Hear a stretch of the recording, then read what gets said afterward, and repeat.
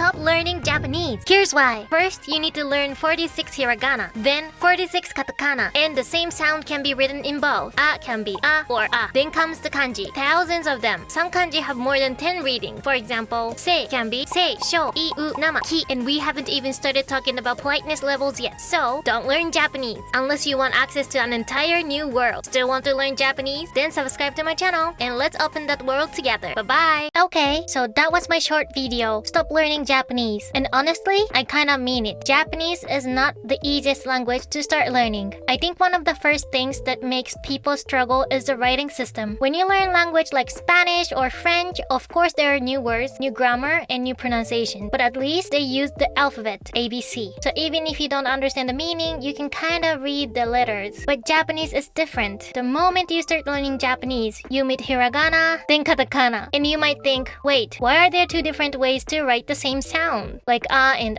same sound, different letters. And I think that's where a lot of people feel overwhelmed. Because before you even start making sentences, you already have to learn a completely new writing system. And then kanji appears. And kanji is a whole different boss fight. There are thousands of kanji and many of them have multiple readings. For example, even if you learn one reading of a kanji, that doesn't always mean you can read the same kanji in another word. That's the hard part. You learn something, but sometimes you can't immediately use it everywhere. And I think that can feel really frustrating. But here's the good part. Once you get used to kanji, it actually becomes very useful. Kanji starts to feel almost like pictures. You can look at the word and kind of guess the meaning from the kanji. Even if you don't know exactly how to read it, sometimes you can understand the meaning from the context. And that is really powerful. Also, as a little bonus, if you learn kanji, you might start to understand a tiny bit of Chinese too. Not perfectly, of course. Japanese and Chinese are completely different languages. But because some characters are shared, you may be able to guess the meaning of some signs, words, or names. So in that sense, kanji is difficult, but also kind of a good deal. I know the beginning of Japanese can feel slow. Hiragana, katakana, kanji, particles, politeness levels. It can feel there are so many gates before you can actually enjoy the language. But I really think the basics are worth it. If you build a strong foundation, everything becomes easier later. So if you're learning Japanese now and you feel like, why am I still studying hiragana? Or why can't I read this kanji yet? Don't worry, that's normal. The beginning is the part where you have to be patient. It's not wasted time. It's like opening the door to a new world. Anime, games, manga, Vtuber, Japanese culture, travel, friendships. There's so much waiting for you on the other side. So yes, Japanese is hard. But hard doesn't mean impossible. It means magical. So subscribe to my channel and let's learn Japanese together. Thank you for watching until the end. See you later. Bye bye.